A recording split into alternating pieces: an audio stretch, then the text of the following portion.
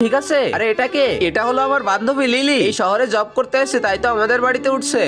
ঠিক আছে, কিন্তু এ তোমার জামা কেন পরেছে? আসলে ওইখানে নতুন আইছে তো এই জন্য কিছু নিয়ে আসতে পারে না, আমারটাই পরছে। এটা কি আমার জিজু? আরে ইয়ার, তোর বয়ফ্রেন্ড কিন্তু অনেক সুন্দর। আমার যদি এমন একটা বয়ফ্রেন্ড হতো। কিরে, তুই সকাল সকাল পাগল হয়ে গেছিস নাকি? আরে ওয়াও, এটা তো অনেক সুন্দর রুম। ইয়ান, তুমি আমার জন্য রুম সাজিয়েছো তাই না? হ্যাঁ, তুমি ঠিকই বলেছো, এই রুমে তুমি অনেক আরাম করে থাকতে পারবে। আও, আরে তিয়ান, কি হয়েছে তোমার? ঠিক আছে তো?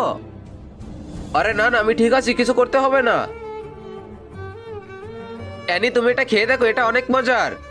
আরে এটা কি হলো? আরে হ্যাঁ, তুমি ঠিকই বলেছো, এটা খেতে অনেক মজা।